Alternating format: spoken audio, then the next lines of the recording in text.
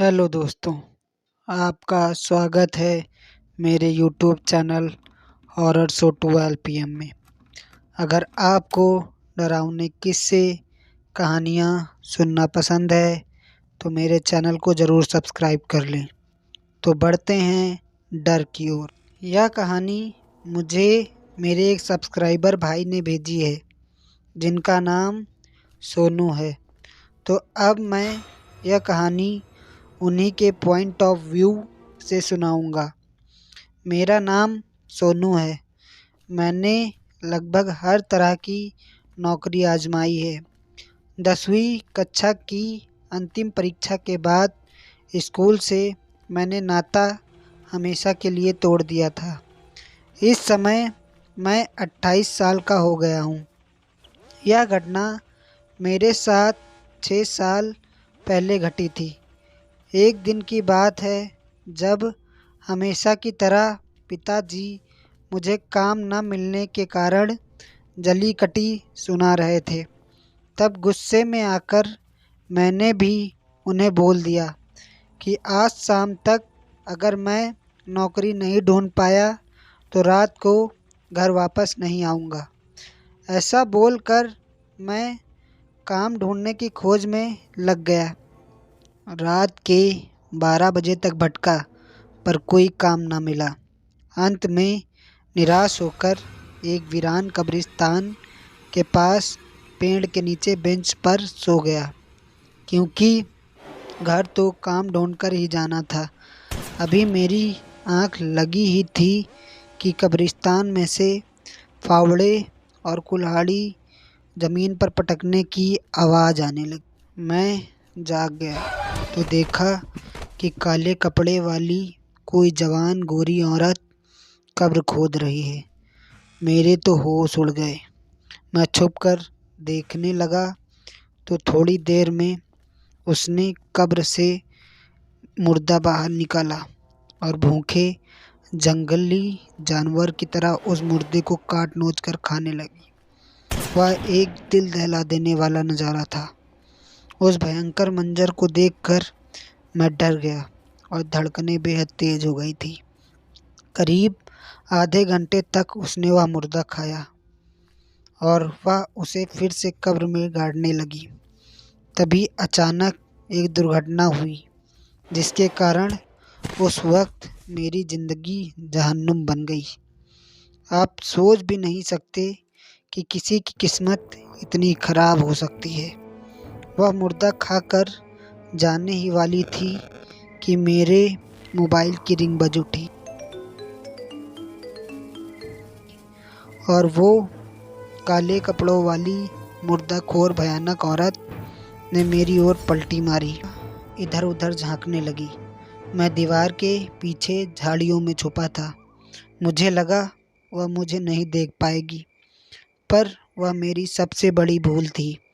पलक झपकते ही वह भयानक औरत वहाँ से गायब हो गई और मेरे पीछे आकर खड़ी हो गई। देखने में वह किसी परी से कम नहीं थी, पर उसके मुंह पर मुर्दे का गोश्त और खून लगा था, जिसे देखकर अच्छे अच्छों की बोलती बंद हो सकती थी। उसे अपने सामने देखकर मैं बर्फ़ की तरह जम गया। उसने एक हाथ से मेरा ग्रीवान पकड़ा और दूसरे हाथ से मेरा हाथ पकड़ लिया। फिर उसने मुझे ऐसे गले लगा लिया जैसे कि वह मेरी हो। करीब 5 मिनट तक उसने मुझे वहीं गले लगाए रखा और फिर वह मुझे कब्रिस्तान के अंदर ले जाने लगी। मैं होश में था, पर पता नहीं क्यों उसका विरोध नहीं कर पा रहा था, बस उसके साथ चले जा रहा था। एक कब्र के पास आकर वह भयानक औरत रुक गई और उस कब्र को खोदने लगी। कब्र में से आधा खाया हुआ मुर्दा उसने बाहर निकाला और उसे उछालकर झाड़ियों में फेंक दिया। फिर उसने मेरी ओर देखा। मैं पूरा माजरा समझ गया कि वह अब मुझे उस कब्र के अंदर डालने वाली है और इसके लिए मैं इसका खाना हूँ। ये कोई प्रेत या चुड़ैल है जो इंसानों का मांस खाती है और खून पीती है। मानसिक रूप से अधमरा होने के बावजूद भी मैं वहाँ से पागलों की तरह भागा। वह चुड़ैल मेरे पीछे चिल्लाते हुए दौड़ने लगी। रोते हुए चीखते हुए मैं कब्रिस्तान से करीब 200 मीटर दूर जा पाया, पर वह भयानक चुड़ैल वहीं मेरे सामने आकर खड़ी हो गई। अब मुझे मेरी मौत सामने नजर आ रही थी। मैंने हार मान ली और भगवान से अपने किए हुए पापों की माफ़ी मांगने लगा, ताकि मौत के बाद मुझे कम तकलीफ़ हो। उसने इस बार गुस्से में मुझे बालों से पकड़ा और मेरी गर्दन में उसने अपने दांत गड़ा दिए। मैंने आखिरी चीख लगाई, तभी अचानक किसी ने मेरे गाल पर जोरदार चांटा मारा और मैं ज़मीन पर गिर पड़ा। मैंने सामने देखा तो वहाँ मेरे पापा खड़े थे और बोल रहे थे, कामचोर, तुझे शर्म नहीं है? दिन भर आवारागर्दी करता घूमता रहता है और रात को इधर रोड पर खड़ा होकर पागलों की तरह चिल्लाता है, तमाशे करता है। और बेशरम, तू फ़ोन क्यों नहीं उठा रहा था? रात के 1:30 बज गए हैं, तुझे पता नहीं है घर पर तेरी माँ चिंता करते हुए कितनी रो रही है? अभी घर चल, वरना घसीट कर ले जाऊंगा। मुझे पक्का यकीन था कि वह चुड़ैल शायद पापा को देखकर ही भागी होगी, वरना मेरा तो वो आखिरी दिन था। लेकिन एक बात समझ आ गई है दोस्तों, कि माँ बाप कितना भी गुस्सा करें, उनकी बात दिल पर नहीं लेनी चाहिए, क्योंकि वह हमेशा हमारे भले की ही सोचते हैं। तो दोस्तों, कैसी लगी आपको ये कहानी? मुझे तो यह सच्ची घटना लगती है और बेहद डरावनी भी। आपको क्या लगता है? कमेंट करके ज़रूर बताएं। तो बढ़ते हैं अपनी दूसरी कहानी की ओर। आज मैं आपको जिस घटना के बारे में बताने जा रहा हूँ, वो मेरे ही चाचा जी के साथ घटी थी। वो एक प्राइवेट नौकरी करते थे।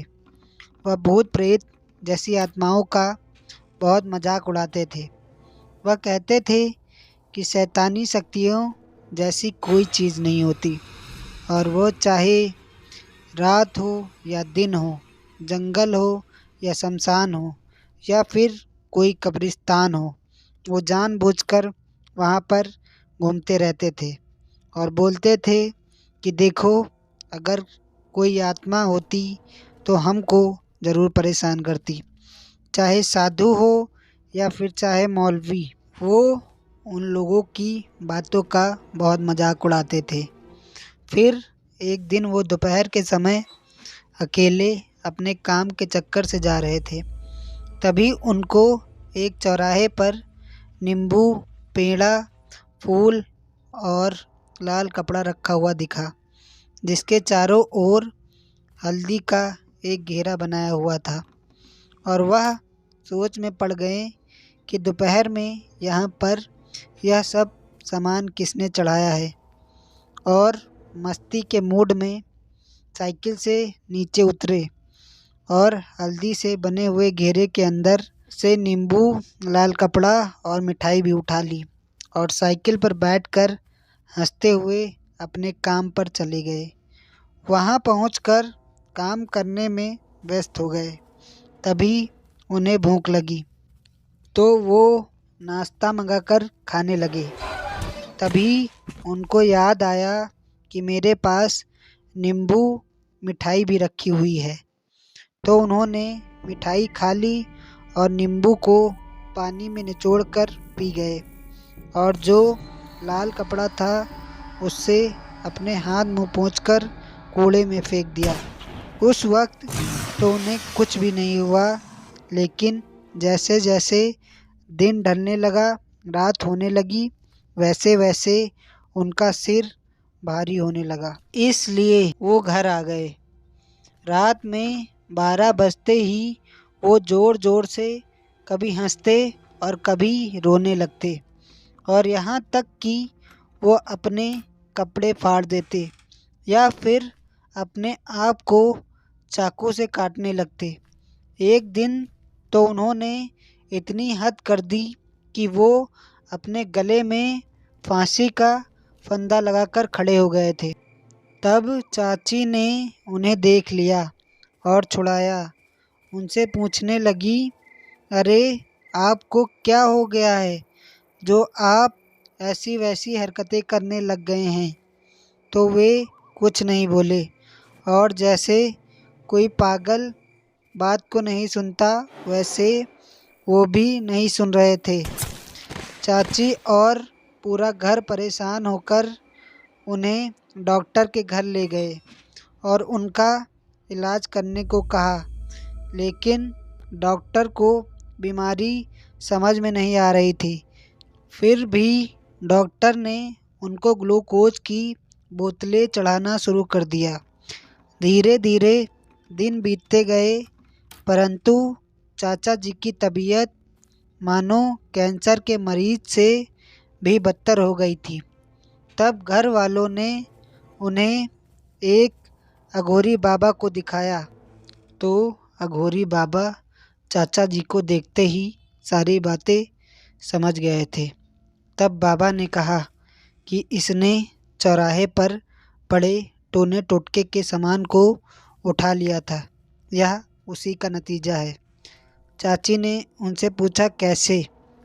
तब अघोरी बाबा ने बताया कि चौराहे पर एक आदमी ने किसी को झाड़ फूंक कर जो आत्मा उसके ऊपर थी उसकी आत्मा को उतारा था, और जैसे ही उसने सारा सामान चढ़ाकर पीछे लौटा वैसे ही इसने वहां पहुंचकर सारा सामान उठाकर रख लिया था। तभी आत्मा इसको परेशान कर रही है। चाची रोने लगी और अघोरी बाबा के पांव पकड़ लिए। बोली, अब बाबा आपका ही सहारा है। अघोरी बाबा बोले, ठीक है, पहले जाकर कुछ नया सामान खरीद कर लाओ, फिर मैं बताता हूँ। चाची ने पूछा, क्या क्या लाना है बाबा जी? बाबा ने कहा, नींबू, 1.25 किलो मिठाई, 1.25 मीटर लाल कपड़ा और एक फूलों का हार लेकर आओ। यह सब अपने पति के हाथों से जूठा करवा कर हमें दे दो, तब हम देखते हैं कि हमसे क्या हो सकता है। जैसे अघोरी बाबा ने बताया, चाची ने वैसे ही किया। अघोरी बाबा ने पूजा पाठ संपन्न करने के बाद एक लोटा पानी चाचा जी के चारों तरफ घुमाकर पी लिया और चले गए। फिर कुछ दिन बाद चाचा जी दिन प्रतिदिन सही होने लगे। तो दोस्तों, आप माने या ना माने भूत प्रेतों को, लेकिन ऐसी चीज़ों से छेड़छाड़ ना करें। अगर आज की कहानियाँ अच्छी लगी हों तो चैनल को ज़रूर सब्सक्राइब कर लें। मिलते हैं ऐसी ही डरावनी कहानी में, तब तक के लिए जय श्री राम।